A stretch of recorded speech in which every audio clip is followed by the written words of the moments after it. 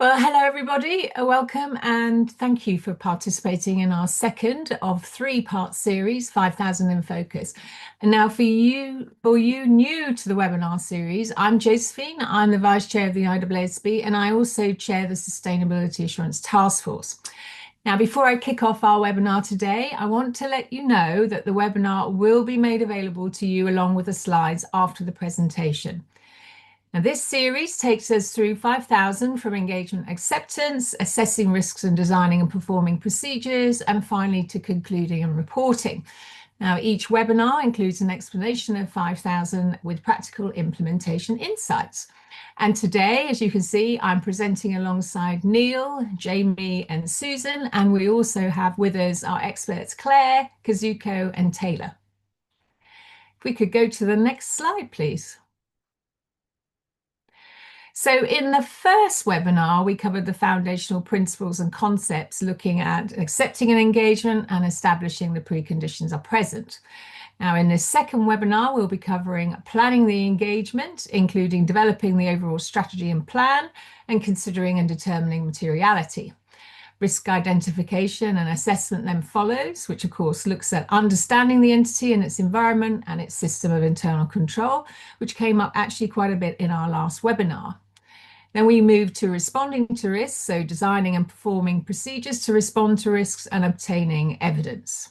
Now, I'm sure most of you are familiar with Zoom webinars now, so as we go through the topics, if you do have any questions, please type them in the Q&A box during the presentation and we will respond to as many as we can and save a bit of time at the end to pick up some more. As those of you at the first webinar will remember, we are here to explore overarching principles. So we don't discuss the detailed workings of any particular firm's approach or methodology. However, practical guidance can, of course, be developed from these broader discussions. So if we don't answer your question today, don't worry. We will still pick up all the questions and pop them into our implementation FAQ hopper to be addressed at a later date. Right, thank you. So if we can go to the next slide. So on the practical points that I mentioned earlier, based on our excellent participation during both our first webinars, it was apparent that the role of 5000 was a point of confusion for some regarding the distinction between an organization's internal assurance practices and the external assurance provided through 5000. So I'm going to take a brief moment to clarify the role of 5000 within the larger sustainability ecosystem that was a topic we discussed last week. Now, as you can see in this slide, there is a clear difference between the company's internal controls, which would of course include monitoring activities like internal audit function, for example, and independent external assurance. Now, to produce reliable disclosures that meets the demands of sustainability reporting frameworks established here in the middle column, those companies must, of course, establish a robust system of internal controls. And as we can see on this slide, the ISSB draws upon models like COSO to describe a company's system of internal control. This internal function, however, lacks the crucial independence of external third-party assurance. This is the gap that 5000 fills. And as part of their work, third-party practitioners applying 5000 do evaluate these very internal control processes as part of understanding where risks of material misstatement might lie. This external assurance gives users like investors and regulators the necessary trust and confidence in the reported sustainability information. We will, of course, also be sprinkling some insights into internal controls today and the practitioner's work effort, so hopefully this difference will be a lot clearer. We could have the next slide, please. Now, I'm going to give you an introduction to planning the engagement, then I'm going to hand over to Neil, a fellow ISSB member, who will go into more detail on planning. Then we'll be followed by Jamie, who will cover risk, and finally Susan will talk to us about responding to risk. If we could have the next slide, please. Okay, overall strategy and engagement plan. So 5000 requires the practitioner to develop this overall strategy and engagement plan, including determining the nature, time, and extent of planned procedures. That's the output as shown on the right of this slide. of an iterative process throughout the engagement. I'll cover that in a bit. Now, the nature and extent of planning activities will vary with the engagement circumstances, but adequate planning does help us devote appropriate attention to important areas, identify potential problems on a timely basis, properly direct, supervise, and review, and when applicable, coordinate work done by other practitioners and experts. Now, as in any assurance engagement, key aspects of planning a sustainability assurance engagement include understanding the sustainability information that will be subject to assurance, the underlying records and information from which evidence will be obtained, and then, of course, the best approach to obtain that evidence, and then the resources needed to perform the engagement. As we will discuss in the next slide, this may, of course, be more complex for group sustainability assurance engagements, but these principles of what, where, how, and by whom still apply. In developing the overall strategy and plan, the practitioner will consider information obtained from the acceptance and continuance process or relevant knowledge from any other engagements performed by the engagement leader. The engagement leader and other key members of the engagement team need to be involved in the planning, along with any key practitioners, external experts, and this, of course, includes discussions about the susceptibility of disclosures to material misstatement. Now, clearly, for a first-year engagement, the work effort is going to be more involved. Also, as I mentioned earlier, this process is iterative. This means the assurance plan may need to be revised as the engagement evolves, and that will be as a result of unexpected events, changes in conditions, or evidence obtained. Could we have the next slide, please? Thank you. So, as I mentioned, planning for can't help myself. Planning for group sustainability assurance engagements is likely to be more complex. And so before we consider this further, it is first important to understand how groups, value chains, and reporting boundaries all interact and how they're described in the standard. Now, value chain entities are not defined in 5000, of course, because the reporting frameworks may all describe them slightly differently.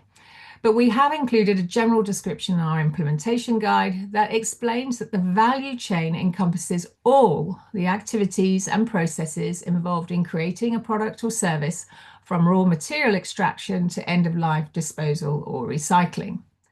So a group defined by legal or financial control typically covers the parent company and its subsidiaries. This will also have value chain activities. But as value chain activities relevant to the entity expands to include both upstream, so say suppliers and consumers on one side, and downstream, customers and end users, then sustainability information and reporting boundary will extend beyond the normal financial reporting group. So keeping it simple, so one value chain entity outside the group, say a supplier on the left-hand side or right-hand side, depending on how your screen works, specializes in mining iron ore and coking coal and then processing those to produce steel used for vehicle body panels and frames, and then sells them to a group manufacturing subsidiary. Then another subsidiary of the group handles the outbound logistics, sales, and marketing for all the group's vehicles. Then outside of the organization, you have consumers, and these are the final customers who purchase the vehicles. Now, the framework criteria may specify the extent of reporting boundary, but in other circumstances, the reporting boundary may be determined by the entity. A critical concept for performing group engagements is that of a component. The definition of a component in the standard is shown on the slide, and it is consistent with the definition in our group audit standard, ISSA 600. And this is very different to, say, subsidiaries and parents or the financial reporting group. It is an important practitioner-driven concept and is the lens the practitioner uses to determine the most effective and efficient approach to obtaining evidence on the engagement, which means you won't necessarily be obtaining evidence subsidiary by subsidiary, but in fact component by component. For simplicity, though, we have aligned terminology in our standards to focus on the group components, so those falling within the traditional financial reporting group, as you see here, and value chain components falling outside. So before we move on, I'm just going to summarize. The reporting boundary usually extends beyond the group's legal structure. Practitioner components can be group components and value chain components. And components are determined by the practitioner for purposes of planning and performing the engagement and not by the legal structure of the entities necessarily. Neil, perhaps then you can give us some more detail about these planning activities and in particular for the group engagement to bring this to life. Thank you. Thank you, Josephine. As Josephine mentioned earlier, the fundamental principles of developing the overall audit strategy and the audit plan, are the same for all engagements, but there are some unique considerations that come into play when planning group engagements. When I first looked at the slide, the complexity on the slide really made me feel like I needed a fairy to help me navigate through what I needed to consider. First, for all assurance engagements, the most appropriate approach to planning and performing the procedures, it is a matter of professional judgment. That judgment's difficult in the first years, as Josephine shared earlier. And for sustainability assurance engagements, the matters that may be relevant to consider include things like the information needs of intended users. You might find that the users place more significance or emphasis about certain topics or aspects of topics than others, and that's got to come into your planning. Whether the applicable criteria address how the sustainability information should be presented. For example, you may see criteria that require an entity to report operational sites that are in higher biodiversity value geographical locations, or perhaps they're looking for disaggregation based on operational size. You've got to consider the entity's reporting policies for preparing the sustainability information. I think the extent to which sustainability information is processed using common information systems, controls, common units of measures, that definitely plays a significant role in how you're going to be going about your work and planning where you get your evidence. I think trying to understand similar interconnected topics, aspects of those topics and characteristics. So, we refer to this as grouping of disclosures. I'll come back to this a little bit later, but this is definitely relevant in the way that you're going to be thinking about your components for the purposes of planning and performing engagements. As shown on the slide, when planning a group engagement, the practitioner is required to determine the sustainability information on which assurance work will be performed and the source of that information. And you've got to think about your resource needs to perform those procedures. So there's a lot that you've got to consider here. These determinations are influenced by a number of factors that you see on the slide. Think of particular importance in determining the entity's business or business units at which assurance work will be performed is the extent of disaggregation of the information, the geographical spread, specific locations that have got unique sustainability information that's also of importance to the intended users. I think regarding the resources needed to perform the procedures, the evidence that's going to be obtained, the key determination is whether to involve component practitioners. That determination is going to depend on the extent to which information is available at a group level. The degree of centralization of the entity's systems would play a factor here. Whether component practitioners have greater experience, maybe more in-depth knowledge about local laws, regulations, business practices, language, culture that you perhaps don't necessarily have the knowledge and skill for in those local jurisdictions. So what's important to note is that the assurance work needs to be performed doesn't need to be performed based on that group legal structure, as you see on the screen. Rather, the standard's going to require the group practitioner to use your professional judgment, determine the components based on the risk. That then allows the practitioner to combine multiple entities into a single component, perhaps within the group. You can target a single value chain entity specifically. And this, I think, is consistent with what you'll see from an audit perspective when you are using ISA 600. I think last thing to consider is whether the source of evidence are in the group of value chain components will usually have an impact on how that evidence can be obtained, sufficiency, appropriateness of that evidence. This will be especially true if an entity is in the first year of sustainability reporting. And I know we're going to come back to that on a couple of times, as that information is new to both the preparers and the assurance providers. If we can have the next slide, please. So here we're going to be talking about using the work of others. And up on the slide, you've got 3 areas that we're going to talk through. So we've got another practitioner, you got internal audit function, and then you got practitioners, experts. Talk about another practitioner first. The concept of another practitioner was discussed in the first webinar series, but I want to explore this in a little bit more detail with you. And we're going to include an example in the next slide, which we can then apply some of ISSA 5000 from paragraph 50. So essentially, we've got to make sure that the requirements included, the matter shown in the slide, we want to make sure that those are addressed. And the implementation guidance, which we issued earlier this year, I think has also got some really good information to consider here. The standard introduced the concept of a one-to-many report. And this is further explained in the standard as well as in the guide. But it's similar in nature, I think, to what we would see in a service auditor's report in relation to service organization. I think this is new and evolving, so it may not be fully established for everyone yet.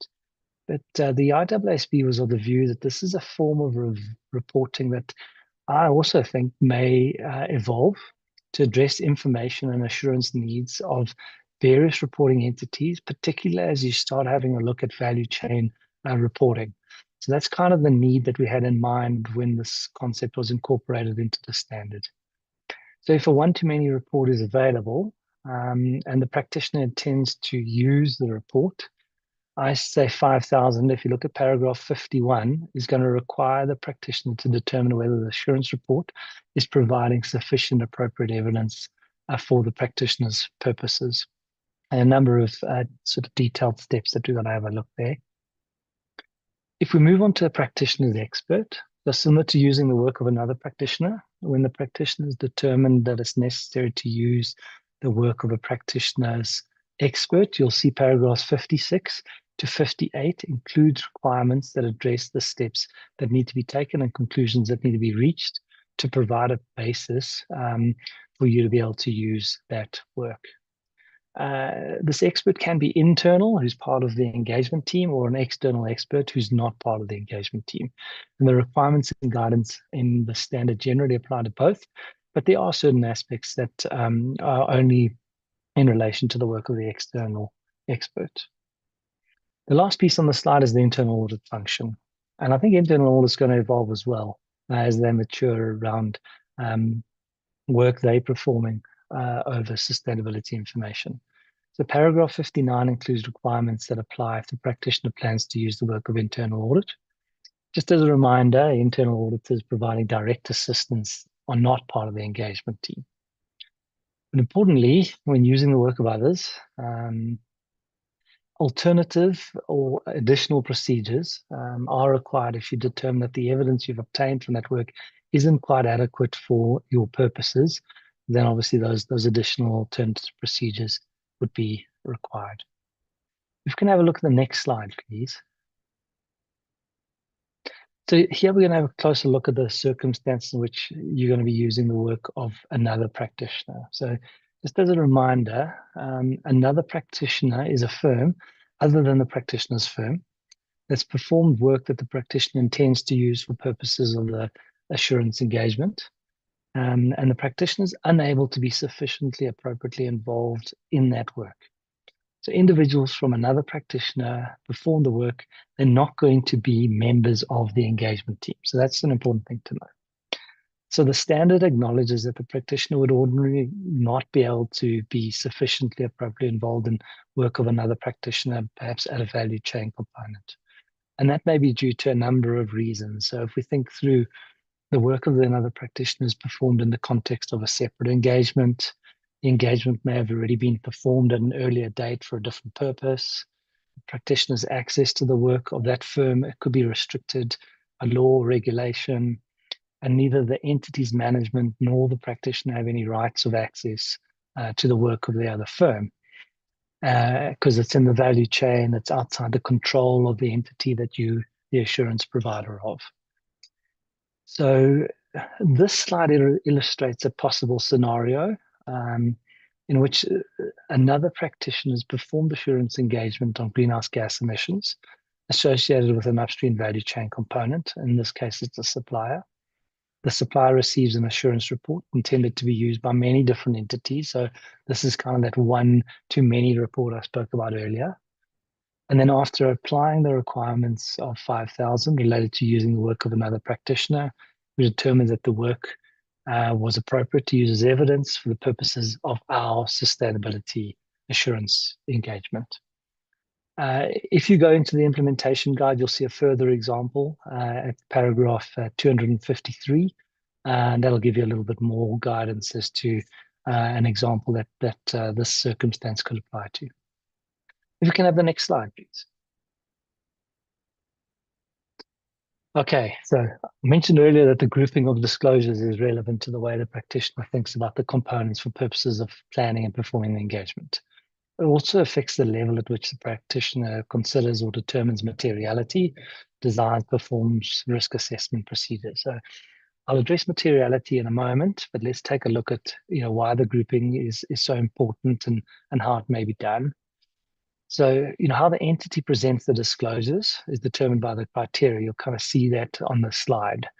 And whether and how the practitioner may further group the disclosures for purposes of planning and performing the engagement, that is your professional judgment. So you may decide to go with grouping the sustainability information consistent with how management's done it, how they're presenting it. I mean, that might be logical, but you could also find other ways, could be more logical, more efficient for you to perform your engagement. So for example, disclosures with common attributes, you could group those. It's important to keep in mind that some topics and aspects are more capable of being grouped than others. But there's a wide variety of sustainability information. Importantly, care is needed when grouping the disclosures. So that the risk of material misstatement you're identifying, you can respond to them appropriately. If the information is too mixed up, I don't think you'll identify those risks appropriately. If you look in the application guidance, paragraph 287, it'll provide examples of possible ways for the practitioner to group the disclosures. The implementation guidance as well provides a more comprehensive example. And I want to explain that, which is on this slide and the following slide. You can see how that gets applied. So as I mentioned, here you can see how management is elected to present the disclosures related to biodiversity impacts, ecosystems, habitats protected and restored. For example, management's presented together the disclosures related to governance. So governance cuts through all of those three topics. On the other hand, the performance metrics, if you look at the bottom, E, F, and G, all the performance metrics have been separately presented. Let's go and have a look at the next slide now. And here you'll see it gets a little bit more complicated. The practitioner is now considering how and why management's aggregated or disaggregated the sustainability information, which is based on multiple factors. And in this case, the practitioner has now determined that management's approach, it's a good starting point, but concluded that some different groupings may be more effective for their engagement. So for example, the practitioner decided to use management's grouping for the disclosures related to governance. So group A remains the same. The risk and opportunities for habitats protected or restored now is done as one as group D. So that's stayed the same as management, but they've made some modifications to management's groupings when we look at some of the others. So biodiversity, for example, they've created a new group, BB, which you see on the slide, and they've determined that the risks and opportunities can be considered together with related performance metrics, just because same management team, they're responsible both the assessments and the performance metrics. And I just feel that this is a more effective approach under the circumstances. For the ecosystem services, which was management's group C, they're now going to split it up into multiple groups. So you're going to see that you've got C and CC for the risks and opportunities. So we've got the risk split and the opportunity split into two separate pieces. And then if we look at the performance metrics, that was groups F and G, they've put this into two pieces where it's been split into quantitative and then qualitative, and we're going to be addressing those separately. Okay. So I guess to summarize, I mean, how the practitioner chooses to group the disclosures really is a matter of professional judgments. I mean, I personally think management's approach is ordinarily a good starting point. It may not always be the most effective and efficient way to approach performing your procedures and gathering evidence, but certainly a good starting point. So if we can go across to the next slide, please. We've mentioned materiality a few times, so let's take a look at the underlying principles and the related requirements in ISSA 5000. Firstly, the standard explains that the practitioner's consideration or determination of materiality is relevant when performing risk assessment procedures. So determining the nature, time, and extent of further procedures, evaluating whether the sustainability information is free of material misstatement. Like other ISSB standards, 5000 doesn't define materiality. The standard notes that materiality is a user-driven concept. That is, materiality is affected by the perceptions of the information needs of intended users. And I think we're still trying to work out the intended users' needs and how they're using this information. So it's a tough space as we begin. So unless defined or described differently in the reporting framework, which can occur, 5000 explains that the concept of materiality ordinarily includes two key things: judgments about matters that are material to intended users of the sustainability information are based on the consideration of the common information needs of intended user groups. Misstatements, including omissions, are considered material if individually or in aggregate could reasonably be expected to influence the decisions. Again, we're working out what those decisions are that's been taken on this new information. Intended users are defined as individuals, organizations, groups that the practitioner expects will be using our sustainability assurance report. We won't discuss this further today, but the implementation guide further addresses intended users and how they and their information needs are identified. So with those principles in mind, let's have a look at what 5000 requires. The first thing is there's a difference between quantitative and qualitative information. So you've got to consider materiality for qualitative disclosures. You've got to determine materiality for quantitative disclosures. I mean, this bifurcated approach of consider versus determine exists because it's impractical to determine materiality for qualitative disclosure, just given the nature of it. It's also impractical to determine a single materiality for sustainability information as a whole, because it's got a mix of information, numeric, non-numeric, etc. So it really is, as a practical matter, you're going to see multiple materialities in the sustainability engagement. Not necessarily one per disclosure, but certainly a number of materialities. Not all of them are going to have the same materiality considerations. I think I also want to just talk about the consideration, the determination is made in the context of the sustainability information being assured. Therefore, when the engagement covers some, maybe not all of the information, materiality is only considered in relation to the sustainability that's with that information that's within the assurance scope of the assurance engagement. And it's important to understand that, because you could have a narrow scope engagement. Maybe it's just scope 1 and 2 emissions. Therefore, your materiality needs to be considered in relation to those, even though the report itself might cover other sustainability topics. I mean, other examples, you might find that intended users might place more importance on information about food and drug safety than they do perhaps on recycling, non-hazardous waste. Because the consequences of poor food safety standards is likely to be more serious to human health than perhaps not recycling non-hazardous waste appropriately. And therefore, you might have a lower tolerance for misstatements of information on food and drug versus the non-hazardous waste. So it's important to note that the practitioner is also required to determine performance materiality for quantitative disclosures. So like the other ISSB standards, this is to address aggregation risk, and that's arising because the sustainability information may be disaggregated. Practitioner may be deciding performing assurance procedures separately on that disaggregated information, and therefore determining performance materiality will address that aggregation risk. Now, determining it involves professional judgment, takes into account the extent of disaggregation of the disclosures, expectations about the nature, frequency, magnitude of misstatements, etc. So that's going to be a key judgmental area. I think the final point is you are going to find that some criteria might address both financial and impact materiality. So it's the notion of double materiality.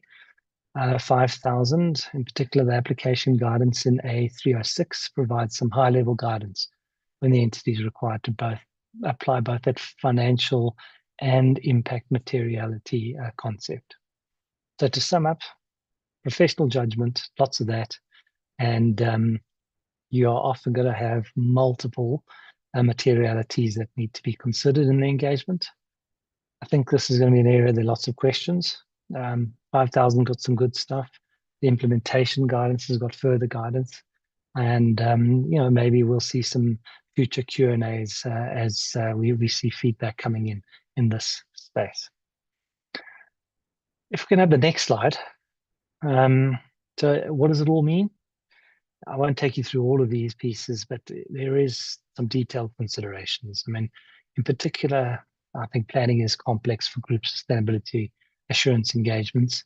We've covered a number of those, but it's a wide variety of information, disparate disclosures. There are entities in different locations in the group, in the value chain. I do think that it's probably more challenging than it is for financial statement audits. So your experience is going to play a key role in making sure that we can plan this appropriately. Hindsight's always going to be useful, so second times through could be much easier. So I'll probably leave it there. I mean, essentially, I think it can be done. It is just new, particularly when you're moving perhaps beyond just greenhouse gas emissions, or maybe it was health and safety as well. And now you're looking at the whole sustainability report. I think the practice will mature over time. Entities themselves will be better, and they'll become more accustomed to assurance. And so hopefully the disclosures and the information and evidence you're asking for will become more usual, more natural, and they'll be better prepared as well. So that probably covers it from a planning perspective. Josephine, unless there's anything else, Yeah, ready to turn it over. Thank you. That was excellent, really informative. Really appreciate that, Neil. In fact, I just maybe you really just covered some of this just now, but I think we both alluded to the fact that from the practitioner's perspective, that first year will definitely be more involved. But planning is likely to become, a lot easier in subsequent years. Perhaps you could clarify some of this further for us? Yeah, absolutely, Josephine. I mean, look, hindsight. So that's the key thing. I think in particular, what we've experienced recently is we've got new and evolving reporting standards. And so those reporting standards themselves are new for the preparers to prepare the information. The timing of that information being prepared is difficult for the assurance provider. It's coming a little bit later in the cycle. The second year through, we're going to have last year's report as a start. I think there's a lot of information that we might simply be able to agree to the prior year because it's going to be pretty consistent from one year to the next, certainly in the foreseeable future. We've got a better handle on what the risks were and what the misstatements might have been, and that'll help us get a little bit more focused. I mean, I think all in all, as I think through planning the engagement, there are less uncertainties that arise. We've got a better handle on risks. We know what procedures we're performing. And so that second year through, if we can take those experiences, build it into the planning, hopefully we'll have a smoother run in that second cycle. Great, thank you so much, Neil. So as I've got the microphone, so to speak, I'll hand over to Jamie. Jamie. Thank you, Josephine. I'm Jamie Shannon, a technical advisor on the ISSA, and I will be taking you through the risk identification and assessment process. The identification of risks of material misstatement is critical in directing the assurance practitioner's work effort. Focusing on obtaining evidence on material disclosures where there's potential for misstatement and are also likely to be most relevance to the intended user's decision-making supports an effective and efficient engagement. It wouldn't be efficient to spend time and effort gathering evidence on disclosures that have no or a very low risk of material misstatement. So if we can have the next slide, please. The practitioner's overall strategy and engagement plan is informed, amongst other things, by the identification and assessment of the risks of material misstatement, whether those arise due to fraud or due to error. However, as you heard in webinar 1, the risk assessment work effort differs between reasonable and limited assurance engagements. For a reasonable assurance engagement, the risk assessment is more granular. Risks are assessed at the assertion level for each disclosure. This means considering assertions such as completeness, accuracy, occurrence, and so on, and whether those could give rise to risks of material misstatement for a particular disclosure. The assertions are listed in the implementation guide, paragraph 434, and it's probably worth pointing out that assertions may be expressed in different terms, but as long as the aspects of the relevant assertions are covered, that's fine. The practitioner also obtains a detailed understanding of the entity's system of internal control by performing both inquiries and other procedures. For a limited assurance engagement, by contrast, the approach is at a higher level. Risks are only assessed at the level of the disclosure. Now, assertions are not required to be used for limited assurance engagements, but a practitioner may want to dust them off anyway and use them, as they can still be very useful in identifying risks. The procedures performed to inform the risk assessment are also generally less detailed. For example, the practitioner's understanding of the components of the entity's system of internal control is obtained through inquiry alone. The depth is less, and an understanding of control activities is not required. If we can have the next slide, please. So that was the basic premise of how we need to identify and assess the risks. But what do we need to actually do to help us do that? So the identification and assessment of risk is informed by obtaining an understanding of matters relevant to the entity and its environment and the engagement circumstances. This understanding builds on the understanding obtained in making the decision to accept or continue an engagement and provides the basis for the practitioner to think about what could go wrong and thereby enable the identification and assessment of the risks of material misstatement.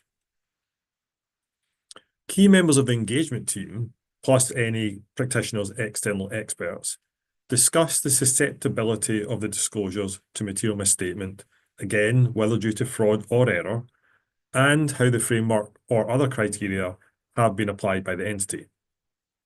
This information sharing helps enhance the understanding of the entire engagement team and assists in planning and performing the engagement. I'll now go through in a little more detail the matters for which an understanding is required as part of the risk assessment procedures to provide that basis for identifying and assessing the risks of material misstatement. The understanding may be gained primarily through inquiries of management, and for a reasonable assurance engagement may include further procedures such as analytical procedures. As I mentioned, the depth of understanding necessary for a limited assurance engagement may be less than the depth required for reasonable assurance. And as already mentioned, there are some other specific differences when it comes to understanding the entity's system of internal control. And I'll come back to that on the next slide. So, firstly, there's a need to obtain an understanding of the sustainability matters and the sustainability information itself. And that includes the characteristics of events or conditions that could give rise to a material misstatement. The practitioner will need to consider the susceptibility to material misstatement, which will be impacted by the complexity of the sustainability information, the extent of judgment required of management, and the extent of any uncertainty in measuring or evaluating the sustainability matters. Other factors would include any change in methods used, the topics or aspects of topics that are being included in the sustainability information, as well as opportunities for management bias or fraud. Now, there is an example here in the implementation guide under paragraph 327. Next, are the applicable criteria suitable for the engagement circumstances? Will they result in reasonably consistent measurement or evaluation of the sustainability matters? As explained in webinar 1, framework criteria that are embodied in law or regulation, or that are established by an authorised or recognised organisation that follows a transparent due process, may be presumed to be suitable in the absence of any indications to the contrary. So limited work is needed in that particular case. However, if the entity modifies or adjusts framework criteria, which results in the criteria being different from those commonly used in the entity sector, this may be an indicator of potential management bias and of a risk that the resulting sustainability information could be misleading to the intended users. For entity-developed criteria, the practitioner will consider the reasons why the entity developed their own criteria and whether they are suitable, taking into account whether the criteria are relevant, complete, reliable, neutral, and understandable. Part F of the implementation guidance has more details on the characteristics of suitable criteria. Now, those criteria also need to be available to the users. Normally, a framework will be publicly available. Otherwise, the criteria may be included in the entity's sustainability report, or references might be provided as to where those criteria are located. Another important point is that making sure the description of the criteria within the assurance report is clear and not ambiguous is really important. Linked to the understanding of the criteria is obtaining an understanding of the entity's reporting policies. Considering whether the policies are appropriate and consistent with the criteria in the framework and the criteria used in the relevant industry, including if reasons for any changes since the prior period are justified, all need to be considered. Note, reporting policies are not criteria. Policies are the bases, conventions, rules, and practices applied by an entity in preparing and presenting the sustainability information in accordance with the applicable criteria. Policies clarify how the entity complied with the framework and may be needed either if the framework criteria do not specify how to measure or evaluate all sustainability matters, but nevertheless include principles and concepts that are sufficient to provide a basis for the entity to select and apply policies, or the framework provides optionality in the methods to measure or evaluate some or all of the sustainability matters, from which the entity can then select and apply those reporting policies. Policies are not needed when entity-developed criteria are used, as those criteria should set out what is to be reported and how it is to be measured or evaluated. It's important to remember that risks may arise from management bias in interpreting the principles and concepts in a framework or when selecting criteria. Now, there's some examples of policies in ISSA 5000, paragraph A344, and also in the implementation guidance at paragraph 365. So next we have obtaining an understanding of the entity and its environment, and that's required to encompass the entity's operations, legal and organizational structure, ownership and governance, and the business model. We also understand the reporting boundary that Neil talked about and activities within the reporting boundary, which, as Neil explained, may be broader than just the entity's legal structure. This will enable the identification of the activities or operations within the reporting boundary that are internal or external to the entity. We also need to understand the goals, targets, or strategic objectives related to those sustainability matters and the measures used to assess the entity's performance or to determine management compensation. which might help to identify incentives and pressures that increase the susceptibility of the sustainability information to management bias or fraud. Now, taken together, this understanding helps to identify the entity's sustainability-related business risks, any changes in the entity or the reporting boundary, such as any mergers, acquisitions, disposals, or outsourcing of functions, and any interruptions to operations. Also important is the legal and regulatory framework applicable to the entity and its industry, and how the entity is complying with it, as compliance with them may have a direct effect on the disclosures that are required or have a fundamental effect on the business operations. In addition to obtaining this understanding, the practitioner will also make inquiries of other appropriate parties, such as management, those charged with governance, in-house legal counsel, and also about any fraud or non-compliance with laws and regulations, as well as thinking about the activities of any internal audit function. Inquiries may also extend to other parties within the entity, such as a risk management function or IT personnel. I'll now move on to the understanding of the components of the system of internal control and explain a bit more about how that differs between a limited and a reasonable assurance engagement. So if we can have the next slide, please. Now here we're covering off paragraphs 103 to 125 of the standard. And for those that have been looking at the implementation guidance, this is addressed through paragraphs 321 to 415. So the practitioner is required to obtain an understanding of the components of the entity's system of internal control, which can help in identifying the types of misstatements that may occur and factors that can affect the risks of material misstatement in the disclosures. In a limited assurance engagement, the procedures to obtain this understanding may be less extensive and be of a different nature than those required in a reasonable assurance engagement. Limited assurance procedures may be restricted to inquiries, where for reasonable assurance engagements, this will also include other procedures, such as direct observation or inspection. There are 5 interrelated components of internal control, and the practitioner's work on each differs between limited and reasonable assurance. I'll briefly touch on each of these components and highlight the key differences in the limited assurance and reasonable assurance work effort required. So let's start off with the control environment. For both limited assurance and reasonable assurance, the practitioner is required to understand the control environment relevant to the sustainability matters and the preparation of the sustainability information. For reasonable assurance engagements, the practitioner is also required to evaluate whether management, with the oversight of those charged with governance, has created and maintained a culture of honesty and ethical behaviour at the entity. They also consider whether the control environment provides an appropriate foundation for the other components of the system of internal control, considering the nature and complexity of the entity.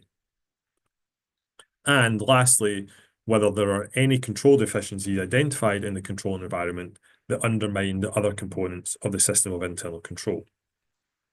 Now, there are some examples here in the implementation guide, paragraph 379, and also some examples of reasonable assurance procedures in the implementation guide at paragraph 381. Next up, we have the entity's risk assessment process. For both limited and reasonable assurance, the practitioner is required to obtain an understanding of the risk assessment process relevant to the sustainability matters and the preparation of the sustainability information. In a limited assurance engagement, this is limited only to the results of that process. That is, what risks the entity has identified and how those risks are being managed. But for a reasonable assurance engagement, that understanding includes both understanding the process for identifying, assessing and addressing risks, the results of the process, as well as evaluating if the process is appropriate to the entity's circumstances. The purpose of this is to understand whether the risks faced by the entity have been identified, assessed and addressed as appropriate to the nature and complexity of the entity. A lack of identified risks may indicate a deficient process. An example here is included in paragraph 385 of the implementation guidance. The next component is the entity's process for monitoring the system of internal control. Now, similar to the previous example, the practitioner has to understand the entity's process relevant to the information. And again, in a limited assurance engagement, this is limited to understanding the results of that process. But for reasonable assurance, it includes both understanding the process and its results, as well as, again, evaluating if the process is appropriate to the entity's circumstances. Note that for limited assurance engagements under 5,000, understanding this component is an additional requirement compared to the understanding of components that is required under ISA 3410.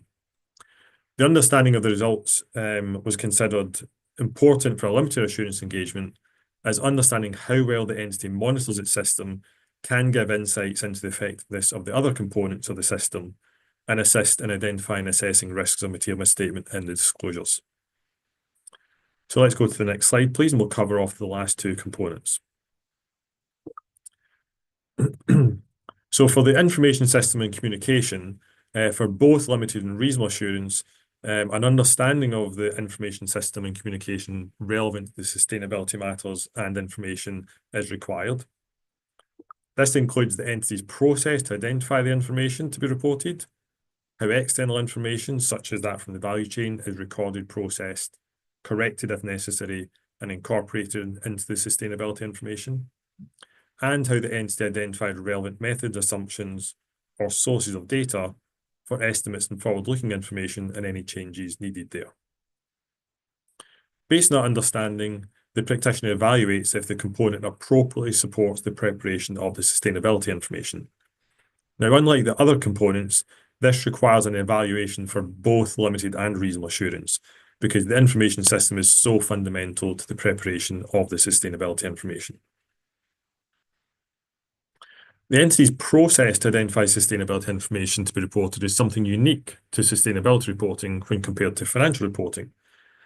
As Neil has already talked about, the framework may require the application of a materiality filter regarding which topics or aspects of topics need to be reported to meet the intended needs of users.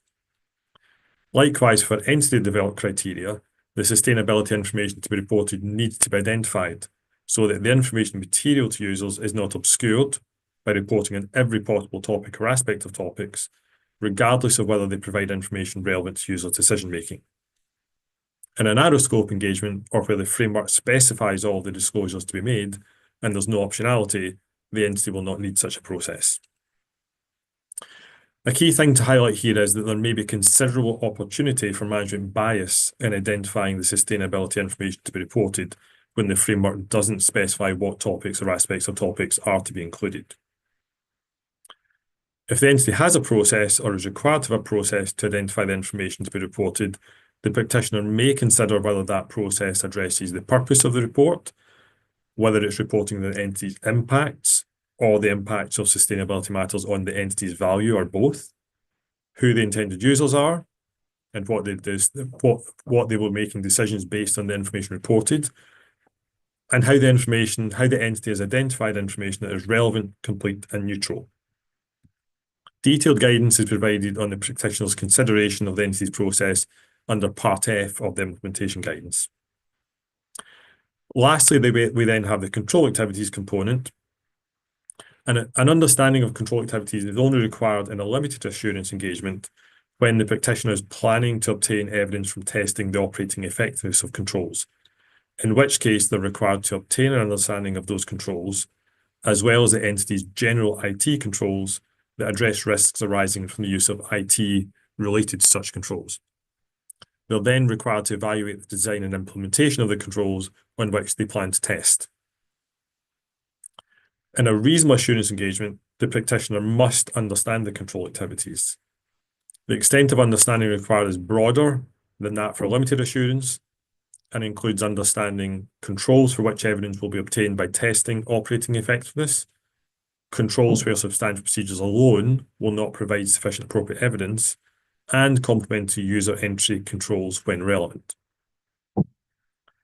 The practitioner is also required to understand the IT applications and the IT environment related to those controls that are subject to risks arising from the use of IT, and again, the related general IT controls, as well as any other controls the practitioner considers appropriate to identify and assess risks of material misstatement at the assertion level for disclosures.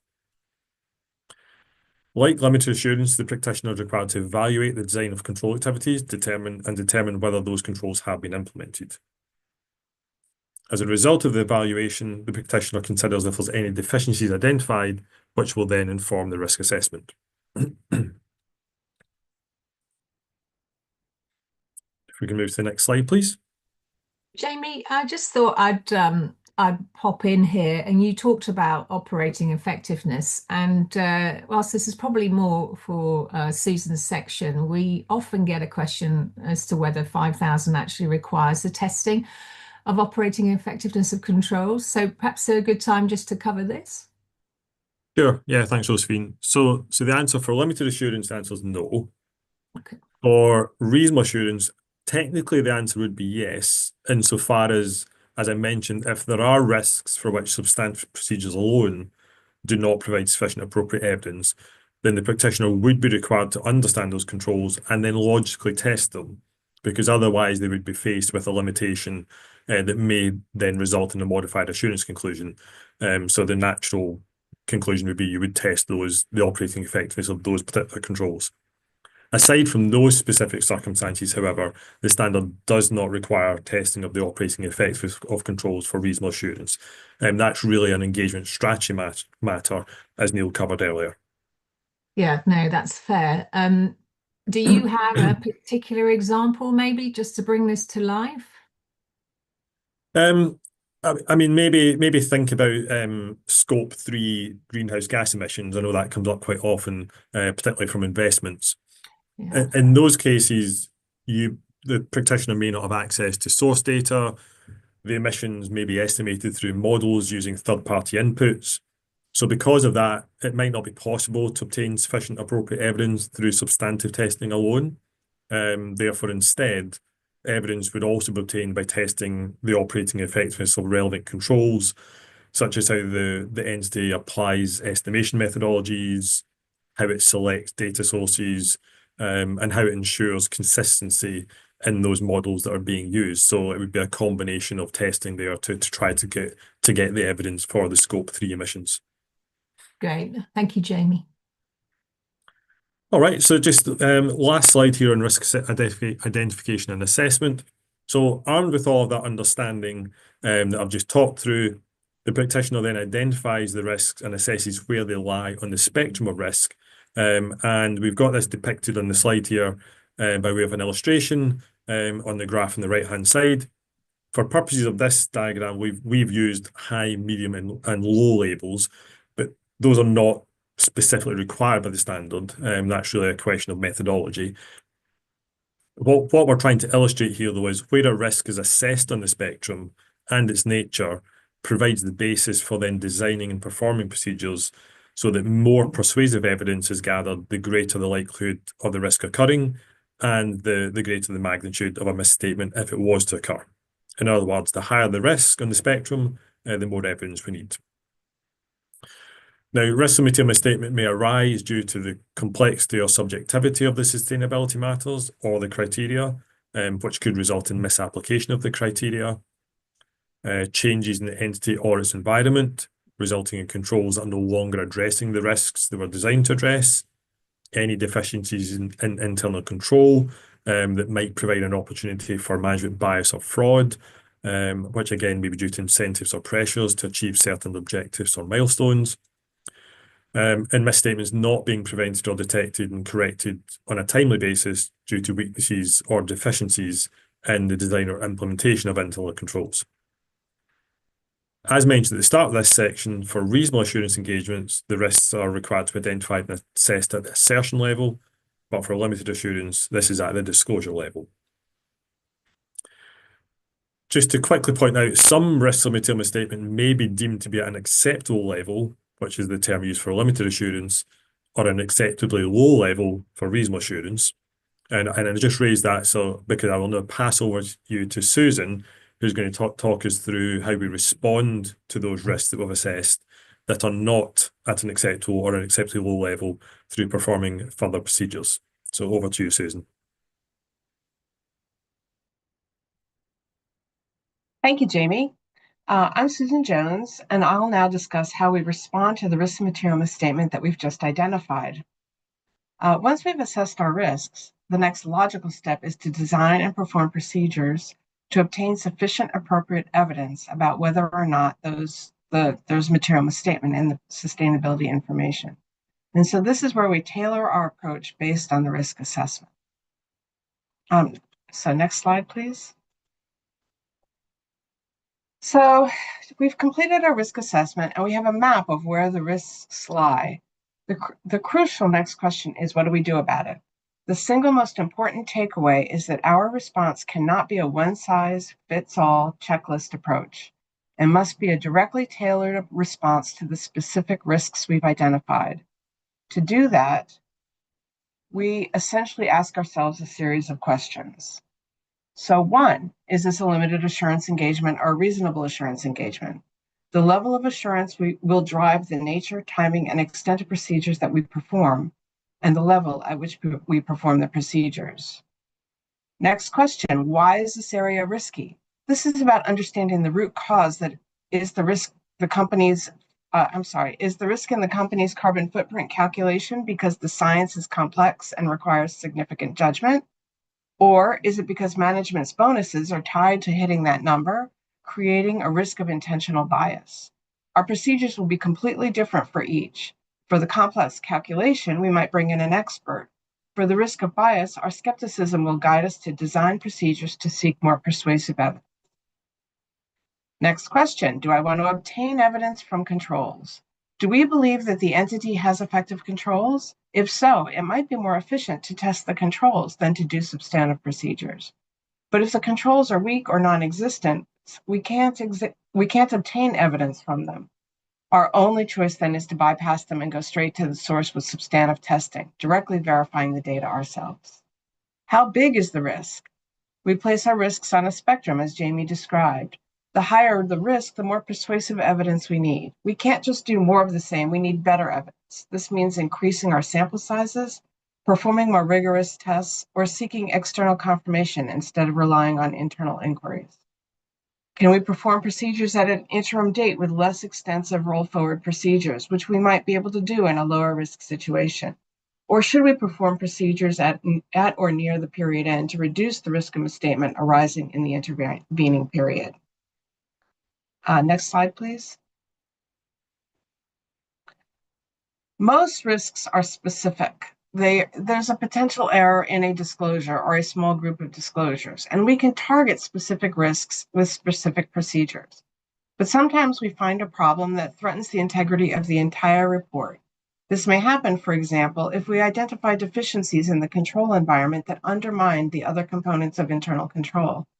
We may identify these deficiencies when obtaining our understanding of the system of internal control. There are other red flags that may lead us to believe that there are deficiencies in the control environment, even if we had not thought so after understanding the system of internal control.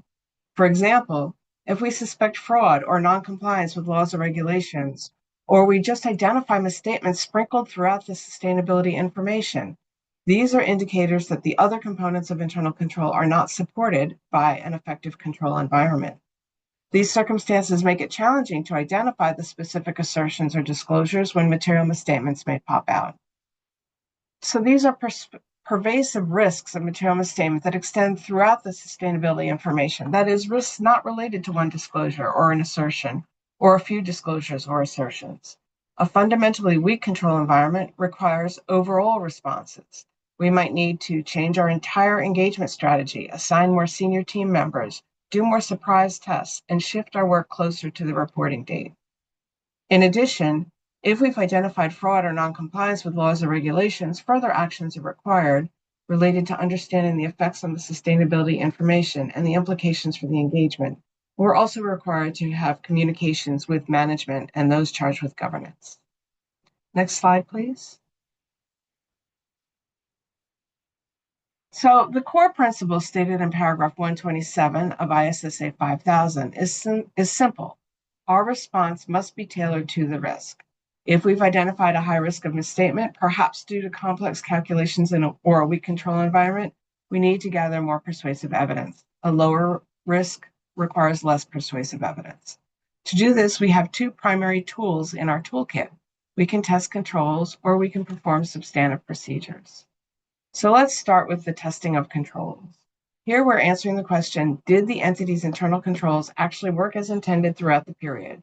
We're not just confirming control exists or just understanding the control, we're testing its operating effectiveness. As outlined in paragraphs 132 to 138, our procedures focus on three things: how were the controls applied, the consistency with which they were applied, and by whom they were applied. For example, if a control requires a manager to review and approve monthly emissions report, our test might involve selecting a sample of reports and verifying the manager's approval is documented and that they followed the prescribed review checklist. In a limited assurance engagement, we only test controls if we decide we want to obtain evidence about the operating effectiveness of a specific control. In a reasonable assurance engagement, however, we may need to obtain evidence from those controls and test the entity's controls. We also have in our toolkit substantive procedures. This is where we get into the details of the data itself. This includes two main types of procedures. First, we have tests of details. This could involve agreeing a facilities reported water usage back to the original utility bills, recalculating a carbon footprint to check for mathematical accuracy, or even sending external confirmations to a third party, like a waste management vendor, to confirm recycling volumes. Or, in addition to tests of details, we have substantive analytical procedures. This is where we analyze relationships and trends in data to support anomalies. For example, if a company's production increased by 20%, but its reported energy consumption stayed flat, that's a red flag in our analytical procedures and would be designed to catch, and we would have to dig deeper into that. The difference in assurance levels here is about the depth and precision. In a limited assurance engagement, our procedures are less extensive. Our analytical work might focus on high-level trends. In a reasonable assurance engagement, we must perform substantive procedures for each risk that is close to the upper end of the spectrum of risk and consider whether we need to perform substantive procedures for material disclosures, even if we have not identified a risk of material misstatement in that disclosure. Our analytical procedures need to be more precise or precise enough to identify a potential material misstatement on their own. Our test of detail will be more extensive with larger sample sizes and a more rigorous source for verification. Next slide, please. So now let's focus how we respond to the risk of material misstatement when dealing with estimates and forward-looking information. This is covered in paragraph 146 of ISSA 5000, and it's an area that requires significant professional judgment. There's a fundamental difference between estimates and forward-looking information, and it lies in what's being measured and for what purpose. So an estimate is a measure of a disclosure whose value is uncertain as of the reporting date. It's about putting a number on something that already has occurred. For example, a manufacturing facility may not weigh every piece of waste generated. Instead, it may estimate total waste based on production volumes or historical averages, and then estimate the percentage diverted from a landfill, for example, through recycling or composting, based on agreements with waste management companies or internal sorting protocols. Forward-looking information is a statement about future events, outcomes, or performance. It's not about measuring a past transaction, but about predicting or projecting what will happen or what might happen. It may outline future plans, targets, or potential scenarios, or provide insights into an entity's future sustainability trajectory. Although they're not exactly the same, estimates and forward-looking information are both inherently uncertain. And in both cases, our job isn't to predict the future, but to evaluate whether management's process for developing this information is robust and the disclosures are reasonable and in accordance with the framework. And paragraph 46 gives us clear guidance for this. 146, I'm sorry. So let's start with the limited assurance engagement, as detailed in paragraph 146L of ISSA 5000. Here, our work is a high-level evaluation. We're essentially asking three questions. One, has management appropriately applied the requirements of the reporting criteria relevant to the estimate? Two, We assess the methods for developing the estimate or the forward-looking information. Are they appropriate for the circumstances, and have they been applied consistently?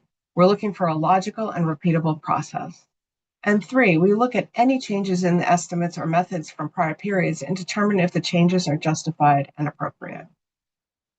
In a limited assurance context, this is primarily done through inquiries and analysis, providing a foundational level.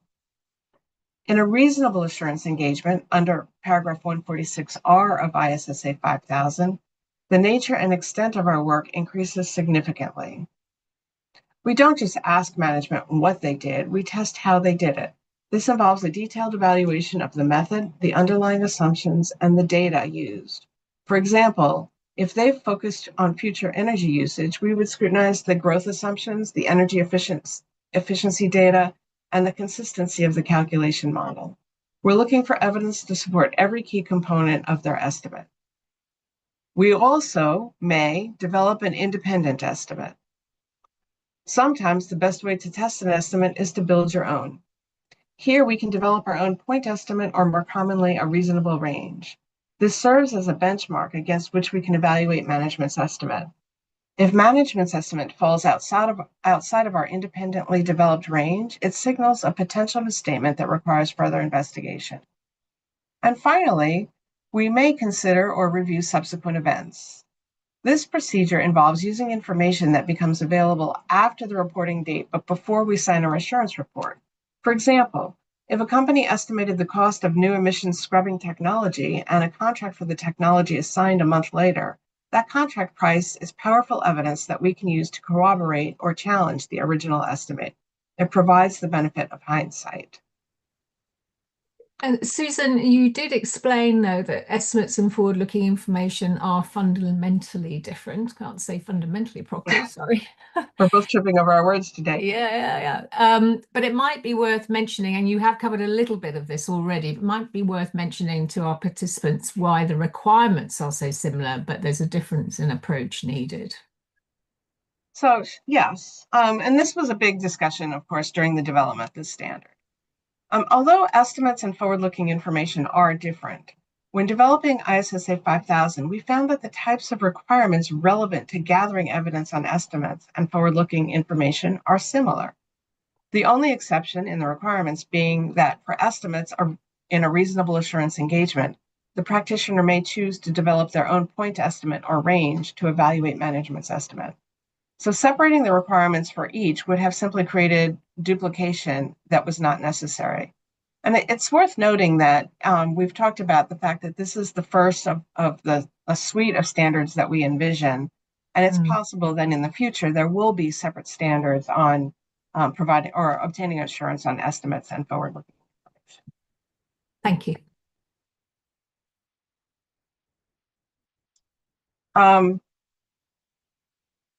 So anyway, when obtaining sufficient appropriate evidence related to estimates or forward-looking information, the key differences in procedures are, for example, as I mentioned, estimates may include reviewing subsequent events, testing the process and controls that used to develop the estimate, or evaluating whether the assumptions developed the estimate are appropriate, and comparing estimates to actual outcomes in subsequent periods. Forward-looking information procedures may include evaluating the reasonableness of assumptions, comparing forecasts to historical trends, and considering the potential impact of future events and conditions. Practitioners also may review the entity's track record in making actual accurate forecasts when evaluating the appropriateness of assumptions used to develop forward-looking information. We also may consider whether the best estimate assumptions are unreasonable, and in the case of hypothetical assumptions, whether such assumptions are consistent with the purpose of the information. Next slide, please. So now let's look at the entity's process for assembling the sustainability information. This is where misstatements really can creep in through a faulty spreadsheet formula, a last-minute manual adjustment, or even an intentional manipulation. So let's look at how our procedures differ between limited and reasonable assurance engagements. So let's start with a limited assurance engagement. Under paragraph 149L of ISSA 5000, we reconcile the final report back to the underlying records. Does the total water consumption number in the report actually match the sum of the data from the facilities? And next, we'll need to understand any material adjustments made during the assembly process. In a limited assurance context, this is primarily done through inquiry.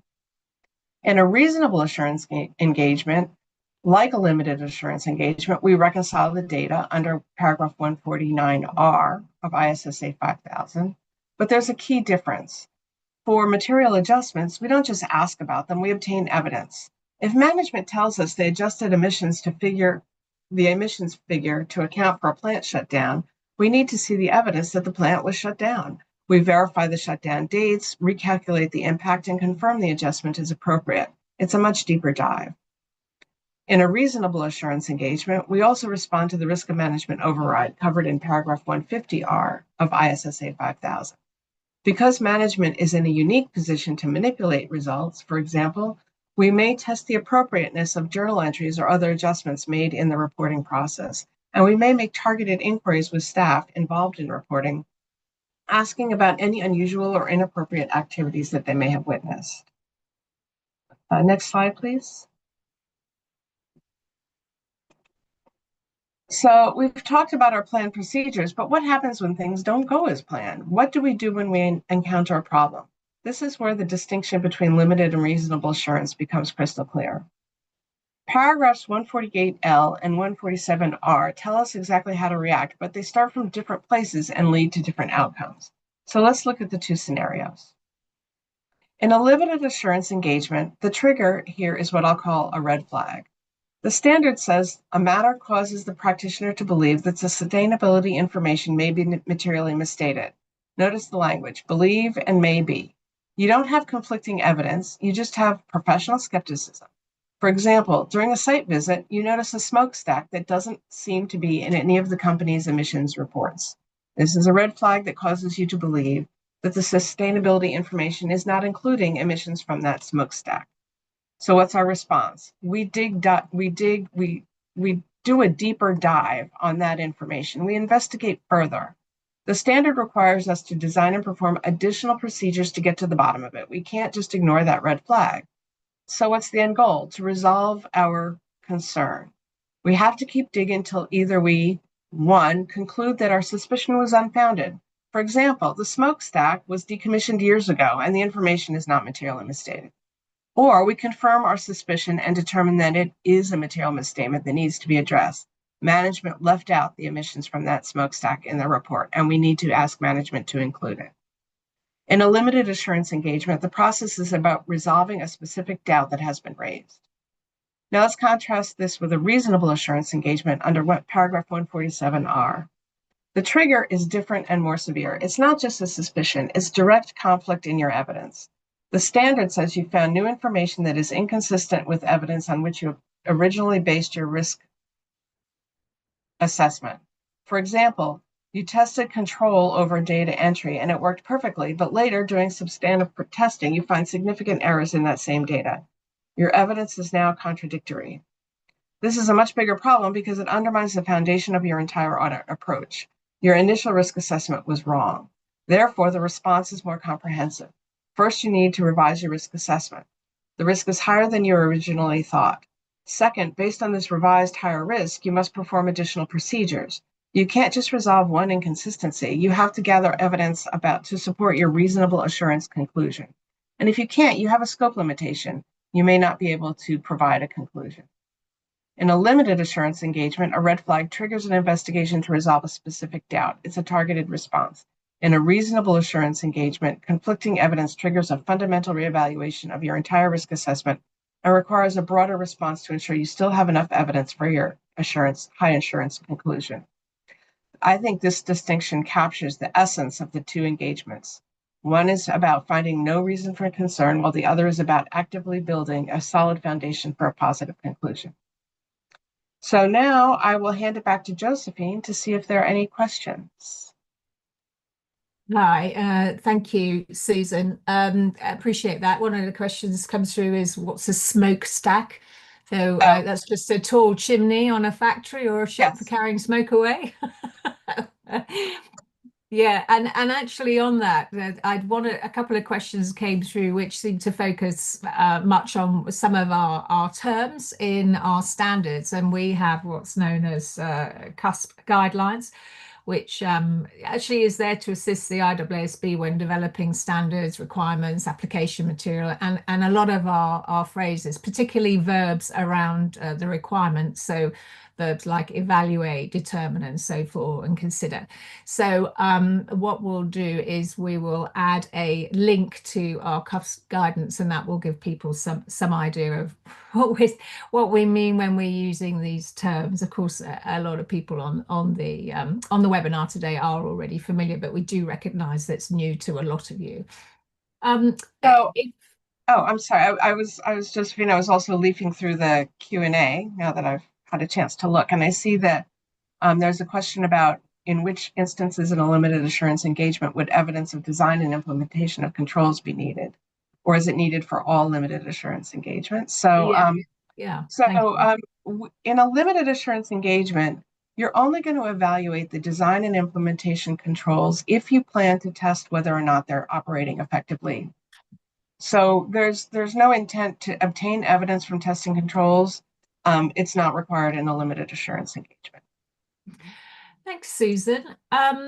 Neil and Jamie, welcome back. Neil, not an unusual question for us, but it did come through. Is materiality the same as the materiality process? And that really is in respect of, management's process to identify topics. Josephine, I think it's unfortunate the word materiality is used in many different spaces, and they always mean something slightly different. So the materiality that we're talking about is obviously whether something is going to be materially misstated versus materiality that I think management has in mind as part of the materiality process is about identifying topics that would be material to the intended users. So we do have intended users in mind, but once management's identified the topics that are considered material, we then need to determine if those topics themselves may be materially misstated. So that would be the difference between materiality used in the concept of preparing the information versus performing procedures and evaluating misstatements. Thank you. And also, Jamie, you were talking very much about risk material misstatement at the disclosure level, and some of our participants have asked for examples, but possibly really to do that properly, you need to talk about both disclosure and assertion level. Sure. So maybe if you take an example, so let's say we're dealing with the number of metric tons of carbon emissions. So that would be the disclosure. So the disclosure is the metric tons of carbon emissions. And for limited assurance, essentially for your risk assessment, you're concerned that disclosure, the metric tons, is misstated.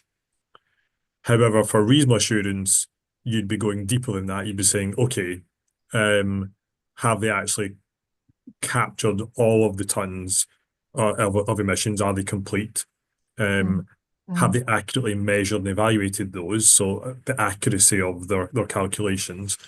Have they reported them in the correct period? So sort of the cut-off assertion. So you're drilling down into the individual assertions for how it can be misstated, whereas for limited assurance, it's a higher level. You're concerned that there is a risk of material misstatement that is not stated correctly. So that's the sort of the distinction there. Thank you. I'm sure that's actually really helpful. Brings it to life for people, doesn't it? Neil, another one coming through for you. The question is, will you always have to go through the same steps for using the work of another practitioner for every single engagement? So, I mean, the answer would be yes. So the steps are going to be applicable. You need to be performing them. But I also think that this is an area that will evolve and mature. And so someone that perhaps you were considering as another practitioner for the first engagement, in year 2, you've now got visibility of it. You know that it exists. You could engage with them. Perhaps you're even going to engage with them to the extent that they become part of the engagement team. So I think it's a space that will evolve as you spend more time performing the same engagement. So year 2 might be different, not because the requirements are less, but because your involvement with that practitioner has changed. Yeah. Thank you. Susan, one of the questions that came through is probably more for Jamie, but you and I spent hours talking about risk spectrums, even when in the development of ISSA 315 as well.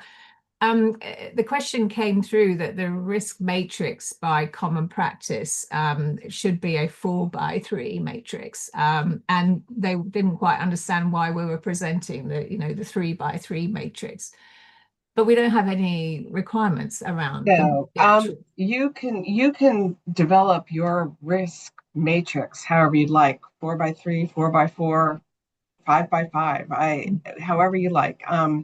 The important thing is that you are thinking about both the likelihood and the magnitude of the risk.